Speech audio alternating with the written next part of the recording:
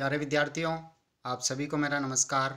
मैं डॉक्टर नेमीचंद कुमावत, सहायक आचार्य हिंदी विषय, राजकीय महाविद्यालय की आपकी इस बीए पार्ट सेकेंड विषय हिंदी साहित्य के प्रथम प्रश्न पत्र की आज की इस ऑनलाइन कक्षा में मैं आप सभी का हार्दिक अभिनंदन और स्वागत करता हूं।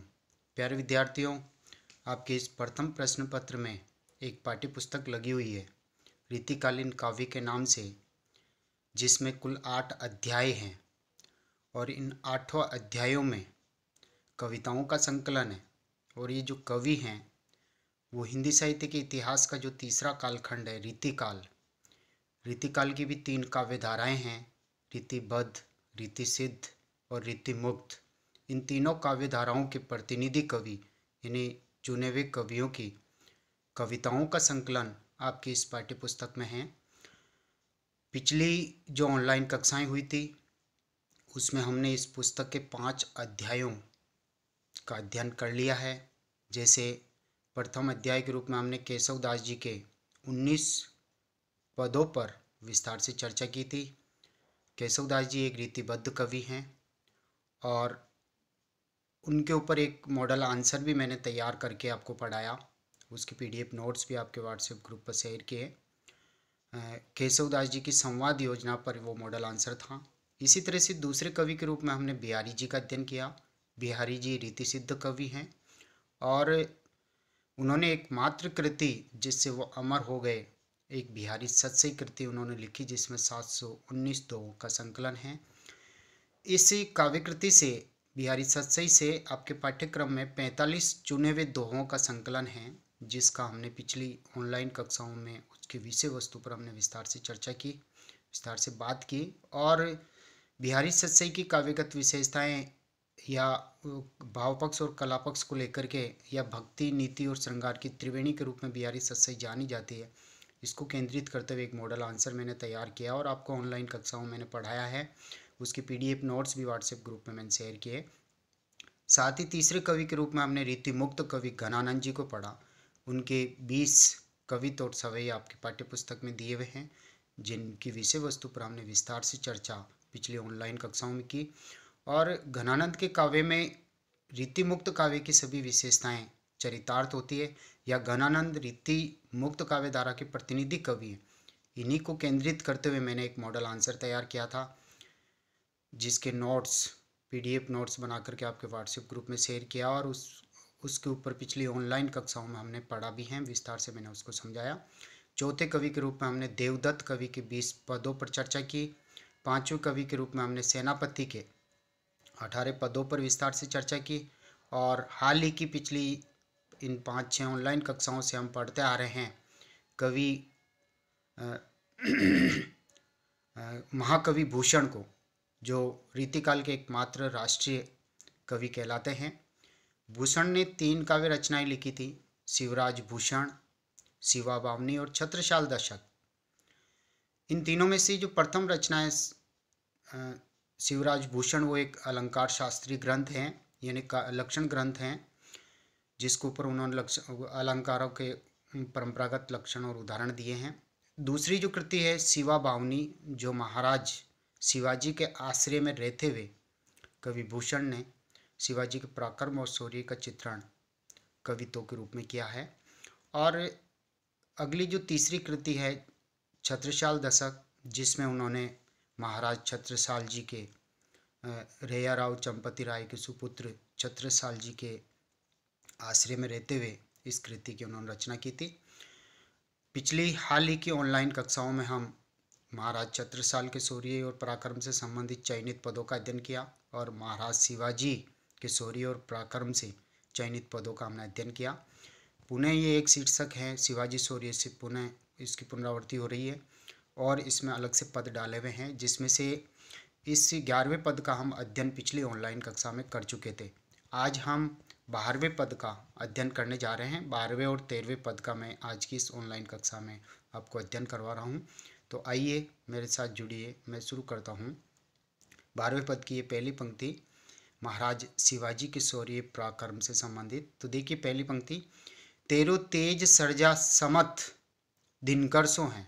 तेरो तेज, तेज यानी एक तरह से उनका जो पराक्रम है, उनकी जो छवि है, उनकी जो ओजस्वी जो छवि है, उस छवि को ये कहा भूषण कवि कह रहे हैं कि तेरो तेज अर्थात महाराज शिवाजी, आपका पराक्रम, आपका शौर्य, सर्जा यानी शिवाजी, समत यानी समर्थ हैं, दिनकर सो है यानी दिनकर के समान आपका तेज है। दिनकर कितनी ओजस्विता के साथ में चमकता, उसी भांति आपका तेज, आपका पराक्रम भी चमकता है। दिनकर सो है तो यानी दिनकर के समान है।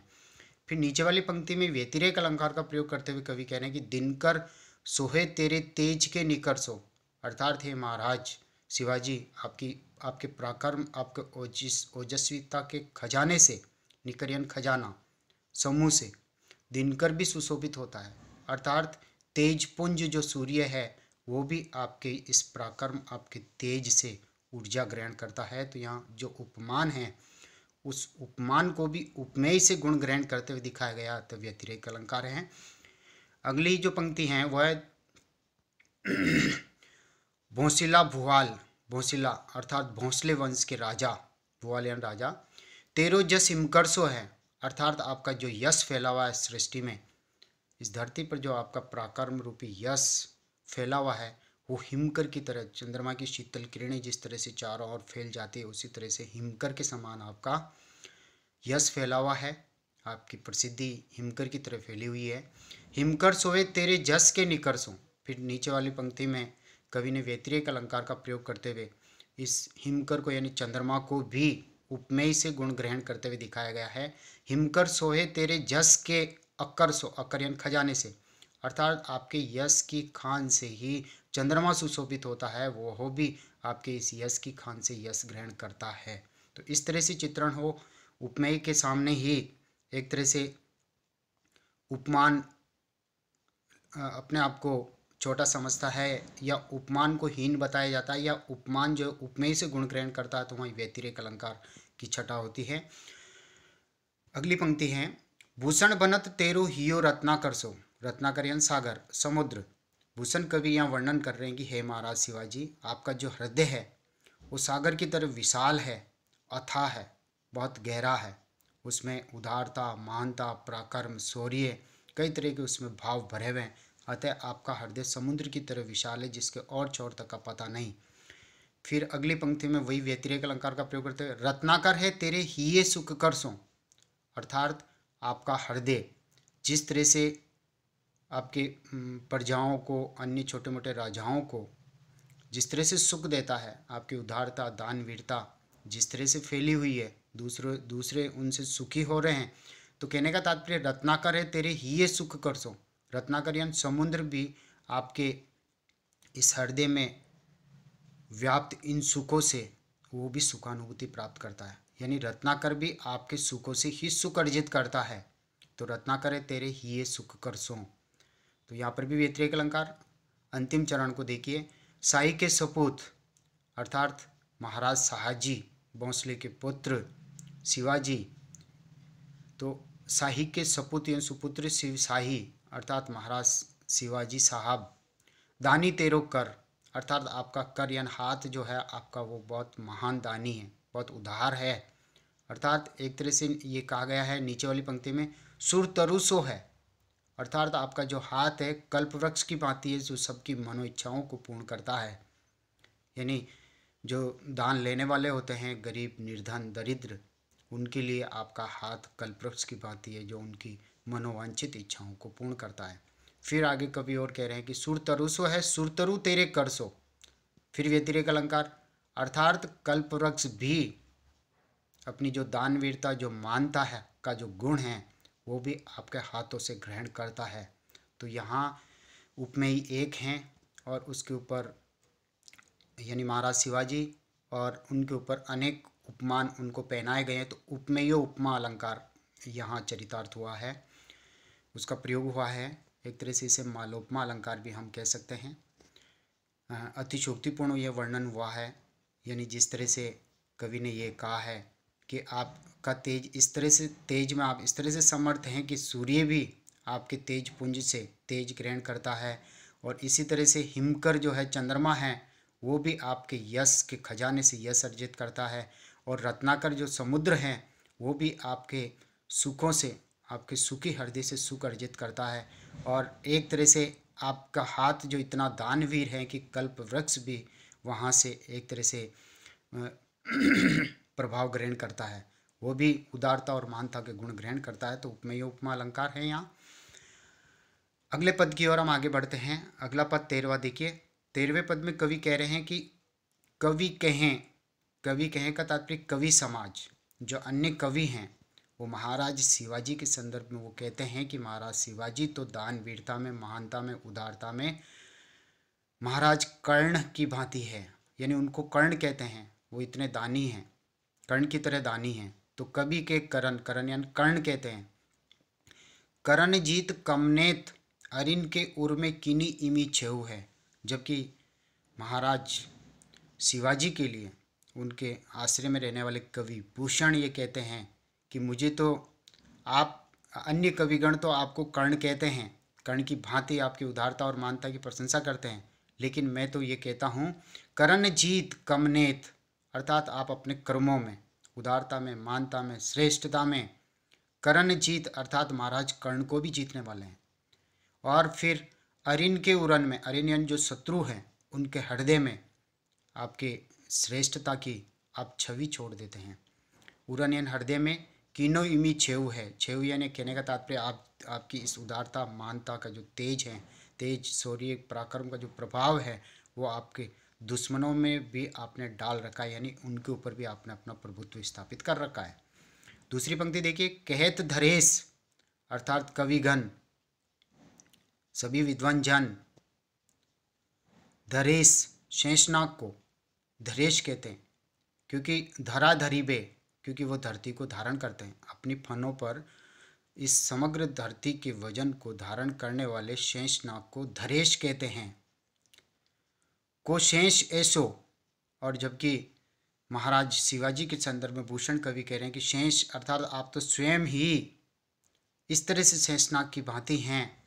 धराधरणी, धराधरणी का तात्पर्य इस धरती पर जितना भी जो व्याप्त है अहंकार को मेट्यो अहमेव हैं, अहमेव का तात्पर्य अहंकार, अर्थात शेषनाग ने तो केवल धरती को अपने फनों पर धारण करके धरेश कहलाया, लेकिन इस धरती पर व्याप्त जो दुश्मनों का जो अहंकार है, शत्रुओं का जो अहंकार है, उस अहंकार को, उस घमंड को आपने अपने पराक्रम से चकनाचूर किया है, उनके अहंकार को आपने मिटाया है। धरती पर व्याप्त अहंकार को आपने मिटाने में सफलता हासिल की है। तीसरी पंक्ति है। भूषण भनत महाराज शिवराज तेरो, राजकाज देखी कौ पावत ने भेऊ है। भूषण भनत, भनत यानी कहते हैं, भूषण कवि यहाँ कह रहे हैं कि हे महाराज शिवाजी, महाराज शिवराज तेरो राजकाज, अर्थात आपका जो राजकीय जो प्रशासन है, जिस तरह से आप गुप्त रूप से प्रशासन चलाते हैं, उसके रहस्य को आज तक कोई पार नहीं पाया है, उसके मर्म को कोई पार नहीं पाया है, उसके भेद और रहस्य को आज तक नहीं जान पाया है। तो तेरो राजकाज देखी कौम पावत ने भेव है, भेव यानी भेद, अर्थात आपके राजकार्य को कि आपकी इस गुप्तचर व्यवस्था को आज तक कोई नहीं देख पाया है, और आज तक उसके रहस्य और भेद को भी आज तक कोई नहीं जान पाया है। अंतिम पंक्ति में कवि भूषण कहते हैं कहरी ए दिल मौज लहरी कुतुब कहें बहरी निजाम के जितैया कहे देव हैं। अर्थात भूषण कवि यहाँ कह रहे हैं कहरी, कहरी यानी आप तो सिंह हैं, सिंह बन करके जिस तरह से आपने ऐदिल, ऐदिल यानी आदिल सा, यानी आदिल सा के मौज लहरी, मौज लहरी का तात्पर्य मौज मस्ती सुख, कुतुब यानी आश्चर्य के साथ में उनको आप लेने वाले हैं, यानी कहने का तात्पर्य आदिल शाह पर भी आप विजय प्राप्त करने वाले, यानी फिरंगियों पर, विदेशियों पर भी आप अपने पराक्रम से विजय हासिल करते हैं, सिंह बन के उनके ऊपर टूट पड़ते हैं। कहे बहरी निजाम के जीतैया, और आपको निजामुद्दीन को भी, बहरी निजामुद्दीन को भी जीतने वाला कहा जाता है, अर्थात आप शत्रुओं पर सदैव विजय प्राप्त करते हैं। इसलिए सभी इन राजाओं में आप सबसे श्रेष्ठ हैं। आपकी उदारता और महानता में आपको कर्ण कहा जाता है, लेकिन आप तो कर्ण को भी जीतने में सक्षम हैं। और आपके राजकाज यानी जो शेषनाग है वो केवल धरती को धारण करते हैं, जबकि धरती पर व्याप्त इस अन्याय को आप मिटाते हैं, अहंकार को आप मिटाते हैं, शत्रुओं पर विजय प्राप्त करके अपने पराक्रम को फैला करके आप अपनी श्रेष्ठता स्थापित करते हैं। और आज आपके इस राजकाज के रहस्य को, भेद को आज तक कोई नहीं जान पाया है। और एक तरह से आदिल शाह और बहरी निजाम को आप जीतने वाले हैं, उनके ऊपर भी विजय प्राप्त करके अपना पराक्रम आप स्थापित करने वाले हैं। यानी आप सभी में ही सर्वश्रेष्ठ हैं और सभी सभी के लिए आप विजेता हैं। आपको सभी विजेता कहते हैं, हर किसी पर भी आप विजय प्राप्त करने में सक्षम हैं। तो प्यारे विद्यार्थियों, आज हमने 13वें पद तक अध्ययन कर लिया है। अगली जो ऑनलाइन कक्षा होगी उसमें हम 14वें और 15वें पद, फिर अगली ऑनलाइन कक्षा में 16वें और 17वें पद, यानी 4 ही पद अब शेष हैं इस आपके छठे अध्याय के, जो अगली 2 ऑनलाइन कक्षाओं में हम पढ़ेंगे। और जो विद्यार्थी अब तक व्हाट्सएप ग्रुप से नहीं जुड़ पाया है वो अपने एंड्रॉयड नंबर, फ़ोन के नंबर हमारे व्यक्तिगत नंबर पर सेंड करें ताकि हम उन्हें व्हाट्सएप ग्रुप में जोड़ सकें, ताकि इन ऑनलाइन कक्षाओं का और पीडीएफ नोट्स, असाइनमेंट सभी का फ़ायदा उनको मिल सके। और जो विद्यार्थी पहली बार कॉलेज के इस यूट्यूब चैनल को ओपन करके अपनी ऑनलाइन पढ़ाई करते हुए इन वीडियो को देख रहे हैं, तो उनसे आग्रह है कि वो इन वीडियोज को लाइक ज़रूर करें और कॉलेज की इस यूट्यूब को वो सब्सक्राइब करें, क्योंकि सब्सक्राइब करने पर ही महाविद्यालय में आपकी ऑनलाइन उपस्थिति सुनिश्चित हो सकेगी। तो प्यारे विद्यार्थियों, आज की इस ऑनलाइन कक्षा को यहीं समाप्त करते हैं। आप सभी को बहुत बहुत धन्यवाद। जय हिंद, जय भारत,